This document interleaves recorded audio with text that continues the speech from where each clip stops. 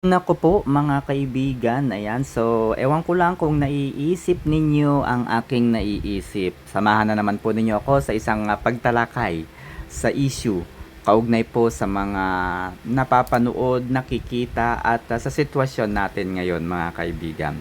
Alam nyo ba, ang naiisip ko na isang matinding dahilan kung bakit napanatili ni na House Speaker Martin Romualdez at ni Senate President Chis Escudero ang kanilang posisyon. Okay, so sa House of Representatives guys, no, medyo madali Medyo madaling ipaliwanag. Bakit?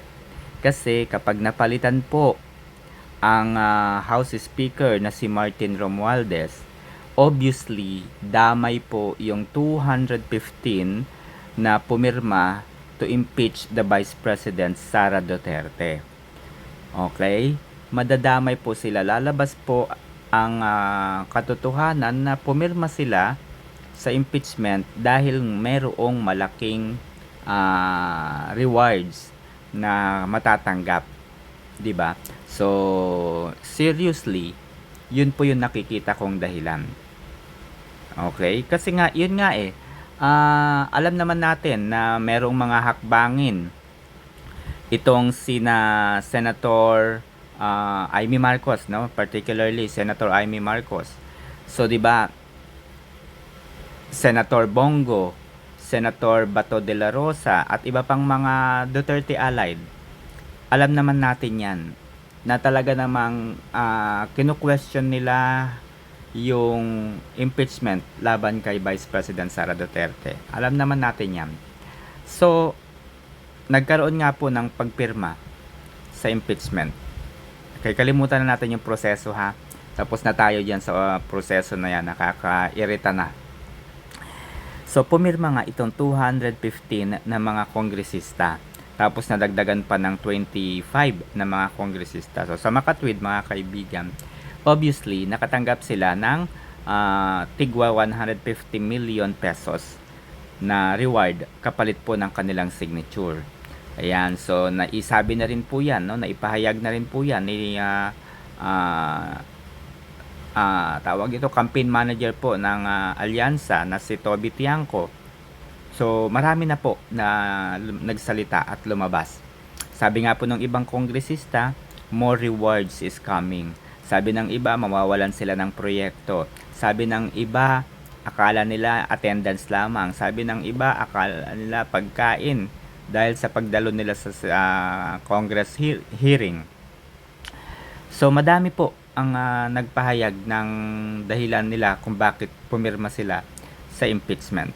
So natapos ang eleksyon, nakita po ng marami, nakita nila na nakuha pa rin po ng Duterte ang Senado. Ibig sabihin, Duterte black pa rin po ang Senado.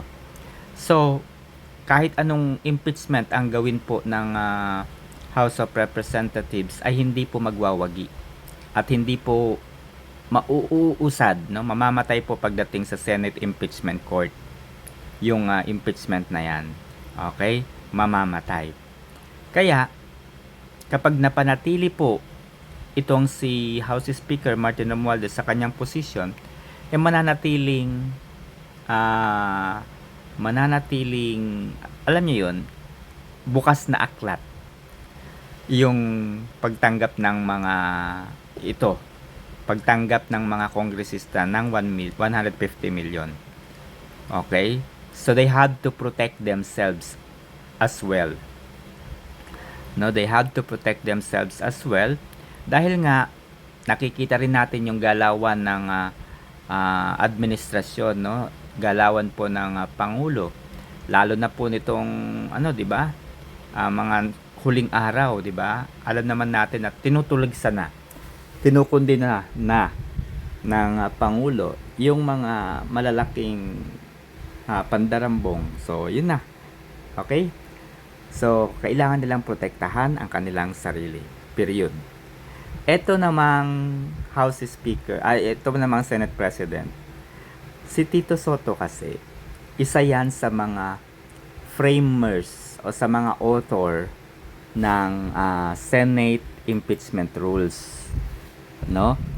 Isa po si Senator-elect Vicente Soto III sa mga author, sa mga sumulat ng Senate impeachment rules. So, ibig sabihin, mga kaibigan, kapag naging Senate President po itong si Tito Soto, ayan, malamang magkakaroon ng connivance. Magkakaroon yan ng matutuloy yung impeachment na yan. Okay, matutuloy ang impeachment na yan. Isa yan sa mga plano niya na nakikita ko. Okay?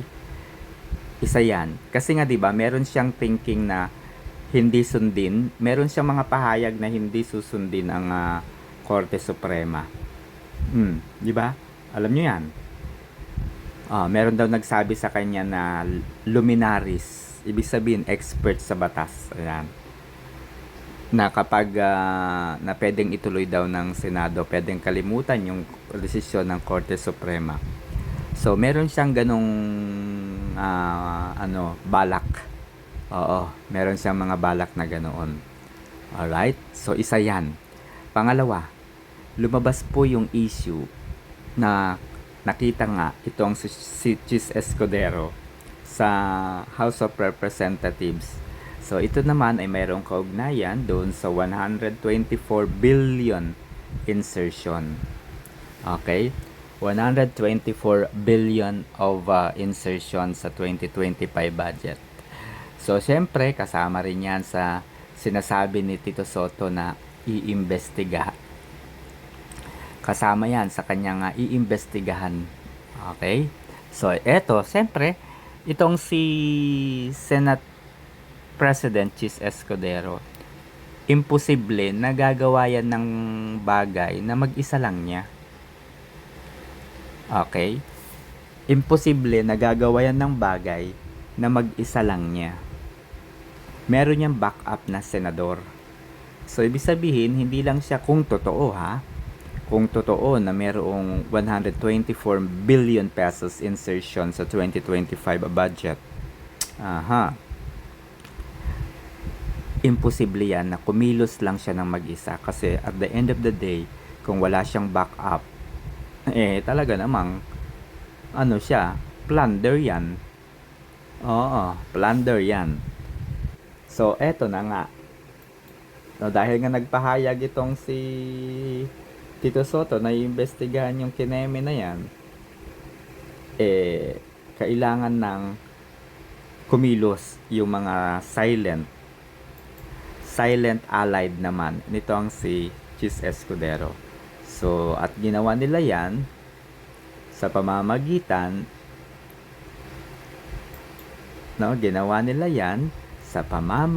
ng pagpapanatili sa posisyon ni Chis Escudero.